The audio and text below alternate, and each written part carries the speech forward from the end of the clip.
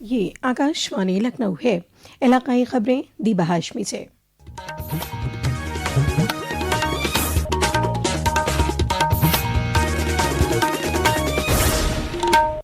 اتر پردیش کے وزیر اعلیٰ یوگی آدتیہ ناتھ نے آج گورکھ ناتھ مندر میں جنتا درشن کیا۔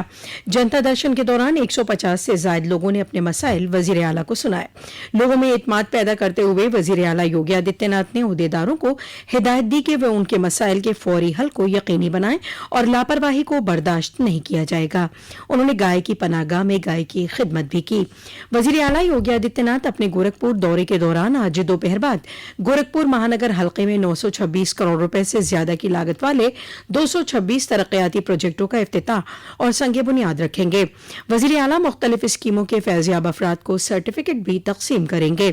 واضح ہے کہ وزیر اعلیٰ نے کل اپنے دورے کے پہلے روز گورکھپور میں 295 کروڑ روپے سے زیادہ لاگت کے 319 ترقیاتی پروجیکٹوں کا افتتاح اور سنگ بنیاد رکھا۔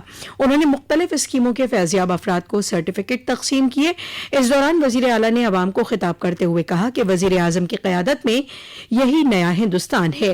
انہوں نے کہا، میرا ماننا ہے کنیکٹیویٹی جتنی فاسٹ ہوگی پرگتی اتنی تیز گتی سے آگے بڑھے گی، اور پرگتی ہوگی نوجوان کو باہر پلائن نہیں کرنا پڑے گا، اپنے چھیتر میں کام ملے گا، وہیں پہ نوکری ملے گی، وہیں روزگار ملے گا، اور یہی تو ڈبل انجن سرکار کے کاریوں کی پورے دیش کے اندر ایک نئی پہچان ہے۔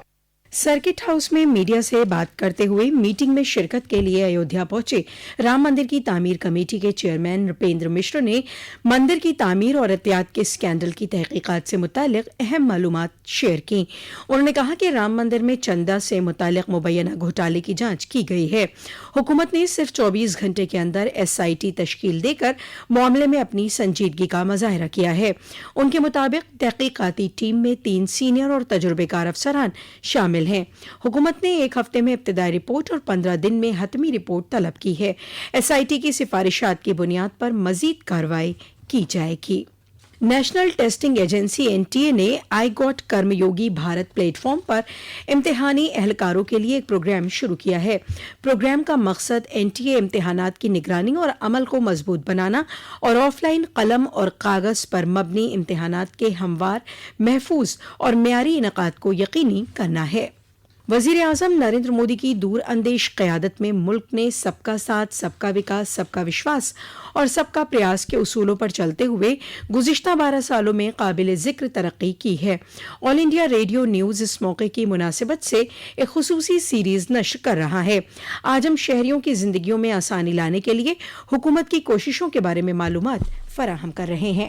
केंद्रीय बजट 2025-26 में आयकर स्लैब और कर दरों में किए गए व्यापक बदलाव से नई कर व्यवस्था के तहत 12 लाख रुपए तक की वार्षिक आय पर कोई आयकर नहीं देना होता है। आयकर रिटर्न दाखिल करने वालों की संख्या वित्त वर्ष 2022 में 6.9 करोड़ से बढ़कर वित्त वर्ष 2025 में 9.2 करोड़ हो गई है। जीएसटी ने कर व्यवस्था को सरल बनाया है। अप्रैल 2026 में जीएसटी संग्रह 2,42,000 करोड़ रुपए के रिकॉर्ड स्तर पर पहुंच गया, जो अब तक का सबसे अधिक है। केवल 22 महीनों में 5G सेवाएं देश के लगभग सभी जिलों तक पहुंच चुकी है। इंटरनेट डेटा की कीमत में 97% से अधिक की कमी आई है। भारत नेट योजना के तहत 7,22,000 किलोमीटर ऑप्टिकल फाइबर केबल बिछाई जा चुकी है। भारत 6G तकनीक के क्षेत्र में वैश्विक नेतृत्व की ओर तेजी से बढ़ रहा है। ईज ऑफ लिविंग अब केवल एक नारा नहीं बल्कि सरकार के कामकाज का मूल मंत्र बन चुका है।